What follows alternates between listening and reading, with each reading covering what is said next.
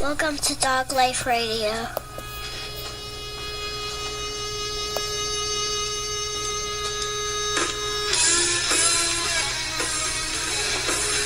Hey, what's going on, everybody? It is Dog Life Radio. Welcome to the show. And this is your host, Rossi Giugio. We've got episode 51 coming at you. We have crossed the 50 marker. Pretty amazing. Thank you so much for all your support, and thanks for listening. But today we've got something a little bit different, kind of a callback or a throwback to one of the earliest episodes of Dog Life Radio, where I recorded a little bit of a rant on my way to work one day. So here it comes at you. Today I talk a bit about where to start when it comes to trying to change your diet or nutritional plan or just how you eat. So here it comes. Hope you enjoy it. And here we go. Have a great one, folks. All right, folks. Good morning, good afternoon, or good evening, whatever the case may be. This is Rossi Giugio, and I am doing a bit of Dog Life Radio on the road. Haven't done a show quite like this in a little bit. I'm actually just driving right now, and there's a couple of things that are on my mind that I wanted to get out just because we're still early in the new year, 2019, year of our Lord.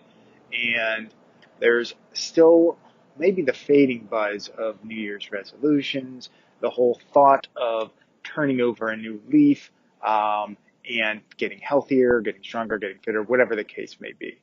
So that, I think we're still floating in that. It's toward the end of February, but I bet a lot of it has already died down. And we're back into the regular, those individuals that did want it, I guess, a bit more, have more of that self-drive, are still doing it, and some of the New Year's resolution peeps are already fading out. Now, I hope they're still going, but this little rant is really more about where to start. I've seen a lot of questions about, what should I do? How should I adjust my diet, my nutrition? I want to lose weight. I want to get in better shape. And it's funny because the quote-unquote fad diet seems to be the answer, whatever that fad diet may be, whether it's, I think I need to go keto because that's the way for me to lose weight, or I need to go paleo or primal or vegan or whatever, But the answer is no, it's not that. The type of nutritional content, I guess, is a way to put it.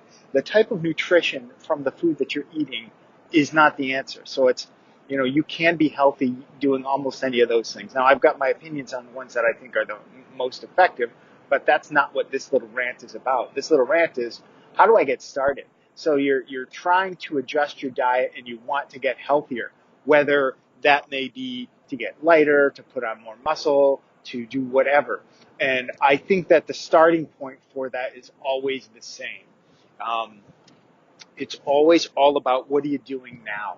So we need to be scientific in our approach to taking a look at our nutritional intake, if you will. Treat our bodies like a lab experiment. I've said this a lot before in previous shows and interviews and whatnot, but we really are looking to get a specific result, whether that's losing weight, whether it's tightening up the weight we do have, whatever. That's a specific result. And the only way to actually achieve a specific result is through clarity, focus, and action. If you take those three things, you will always get your specified result. Now, what do I mean by that? I stole this from somebody else, but it's incredibly relevant to just about anything in life. But clarity means you have to have a clear vision of what you want. You can't have a vagueness into, I just want to get better, but how better? In what sense? You have to be very clear in that space. Focus, what focus means is you need to pay attention to it. Whether if you're talking about adjusting your nutritional plan to get healthier, it means you got to pay attention every single day. You got to be consistent in that approach. You can't just, I eat pretty well Monday through Thursday, and Friday, Saturday, Sunday, I kind of, give myself a little reward. That's not consistency. That's not focus. You're not paying attention there. And then obviously action is you need to do it. Because if you've got the plan, you're very clear, you're paying attention, but you're just not doing it, of course you're not going to get anywhere. So think about it in those lenses, if you will: clarity, focus, and action. So let's be clear about where to start and how to adjust your nutritional plan or your protocol or whatever. So it's always at the beginning is you need to baseline. You got to understand what you're eating. I would hazard a guess that 90% of people don't know exactly what they're eating. Not that they're eating with their eyes closed, but they're just eating kind of blindly. I had some fruit. I had some potato chips. I had a few cookies. I ate, I grazed. And when you're grazing and when you're not very focused on what you're eating, you lose track of portion control massively, or the frequency of which you're kind of deviating, I reward myself with a cookie now and again, and you don't realize how often that now and again is actually coming. So I think that you need to baseline. This becomes very scientific because when you're doing lab experiments, I'm not a scientist, but you need to have a very clear baseline of what you're testing against, and then you need to control all the variables. Excuse me. So that's what we're doing with you. Take a pad and a pen. Write down what you eat. I know it's tough, and I know it is not a sustainable thing for the rest of your life, but that's not what we're talking about. We're trying to talk about making a quick adjustment to what you're eating, and you want to achieve some goals. You want to make that change. So where do you begin? Write down what you eat. Everything. It's probably best to do it over the course of weekdays and weekends, or think of it in terms of days that you are working and days that you are not working, if that fits your lifestyle. If you're working. If you don't work, then you're independently wealthy, then screw you. So yeah, write everything down. What you had for breakfast. Don't measure it. Excuse me.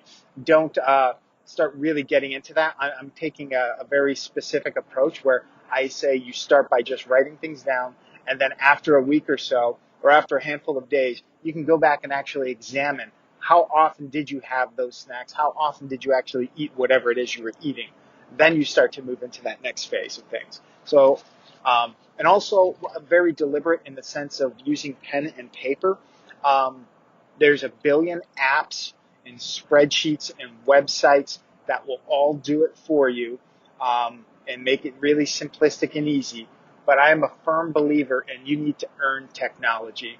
Technology is awesome. I love all that kind of stuff, but technology will not change your behaviors. You need to force yourself to learn and think this way and act this way. Then you've earned the right to use technology. Think of it like when you learn mathematics. You learn using pen and paper, or pencil and paper, whatever. And then you move on to using a calculator or something to that effect. You don't learn it the right way if you go right into using a calculator. So we want to learn behaviors, not little app tricks. IT won't solve it. It's just a Band-Aid. So get yourself a good notepad. And I prefer pencil. Okay, anyway, so you're writing everything down.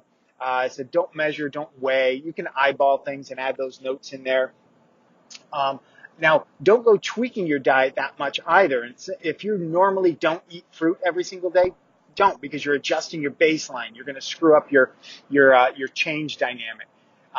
So here's a part of that concern is there's a few unalienable truths, things that you just cannot argue against, things that span from one diet type all the way through to every other diet fad. And I use that term diet in the sense of those fad things. And there's a lot of negative connotations, and I've said this before. Diet can represent a short-term type of a thing, and that's not what we're trying to do here. We're trying to address your nutritional protocol, your nutritional take, how you eat. That's what we're trying to do.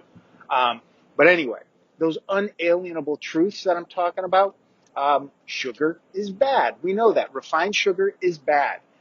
If you're eating a shit ton of sugar, yeah, probably a good idea to peel that out of your diet.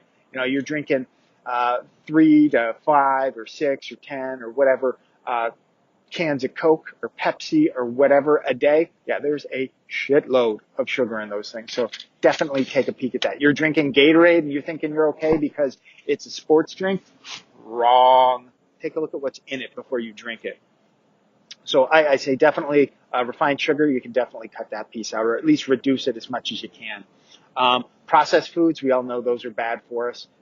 Use your judgment there. You know, things like McDonald's and fast food, obviously, it's a lot easier to go to the drive-thru and grab a couple of things off the dollar menu than buy things at a grocery store and cook it. So time and money are definitely factors, but I think we can all agree that eating a hamburger from a fast food joint with French fries, not exactly healthy.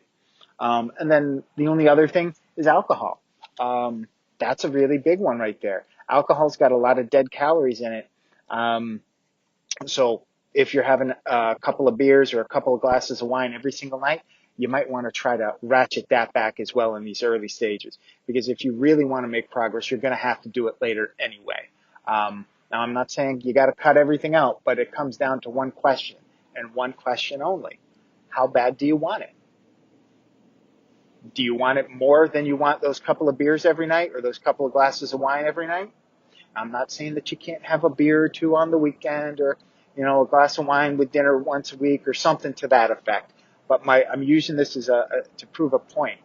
If you want that wine or that beer or that pizza for that matter, more than you want to lose weight, you're going to lose. You will never outwork it. You need to adjust that. You need to adjust your what you eat, your diet. I keep going back to that word. But so that's some of those unalienable truths that you can go in ahead of time without even tracking and going, I can adjust that. So just remember to be scientific about it. Write everything down and take a look at it. Take a look at what you're eating. Something else to consider is a lot of people throw this term out there called, I have a very, a relationship with food. I have a poor relationship with food. That's why I eat the way I eat, because of my relationship with food. I fucking hate that. Oh my God. It drives me up a wall when I hear that type of a thing. My perspective is you have relationships with things that can give you return of emotions. Now, people, I'll say pets, that kind of a thing. That's a true relationship. You can stretch the meaning and say that food gives you nutrition and it can give you comfort. But my response is bullshit. Food doesn't get, comfort food in itself. Food does not comfort you. It fills you up. Food is for fuel for the body. Yes, you can have enjoyment with it, but bullshit. Own it. Don't cop out and say, I have a bad relationship with food and that's why I can't diet. I need to have my chocolate because it makes me feel better. Bullshit. That's all in your head. You can make that decision. You just need to understand it and own it. You need to have a certain amount of discipline and take responsibility for it. Now, I'm not saying that there isn't some real things in there like emotional eating. When you get sad, you eat. Yeah, I mean, I've encountered that as well, but you have to own the fact that it's not the sadness, it's me. When I get sad, do I eat all the time? No, that's not true. I can own my decisions and I own my responsibilities, or I take responsibilities for my own actions, and everybody else, you need to as well. All right, so cut that crap out right away, and then we can start to really make some progress. So where to start? You're writing everything down. After a couple of days, you go back and look. You start to look for trends. You start to look for things that look like, I am eating cookies way too often. I'm eating this too much. Or I'm eating chips, but I'm not really having a lot. Then you need to take the next tweak. You need to start getting into that level of counting stuff. I'm not saying count your potato chips, but if you're having salad every day for lunch and you're not understanding why things aren't moving, well, how much salad dressing are you putting on? Now we're moving into the space of actually measuring things. I'm not going to say you need to measure what a serving size is, but I want you to go to that point of looking at the bottle that you're using for salad dressing, if you are, or if you're making it yourself, and then look at how many calories are in one serving. Because if you're looking at some type of off-the-shelf salad dressing, chances are there's probably sugar in there. So you got to think about if that's something you want. You got to look at the total calories. You got to look at what is the serving size. Is it 1 tablespoon? Is it 2 tablespoons? You're having a big salad. You're putting on, gigantic squirts of your blue cheese dressing or whatever it may be. You could be having 3 or 4 servings of salad dressing right there. And that could be upwards 300 to 500 calories just in salad dressing. So that totally kills the whole positive side of having a salad. So think about that. Think about how you're preparing your foods if you're cooking them.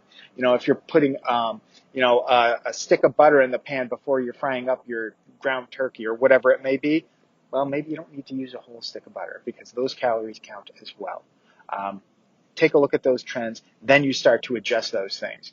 Folding in the aspect of moving to more holistic, more earth-grown nutrients, and I'm stealing some terms from people, but like I said, I don't have my own diet plan or nutritional book or anything like that. I just kind of stole what I thought made sense from all the different aspects and different places that I've heard about, that I've read about, and I try to apply the things that work for me.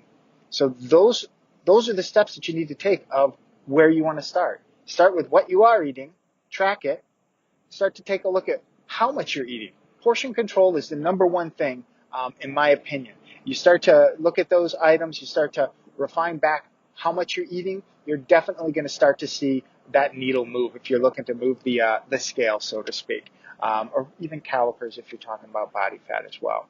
So with that, hopefully this was a little bit helpful. Let me know if you have any questions. You can always reach out to me at dogliferadio@yahoo.com. Thanks, folks.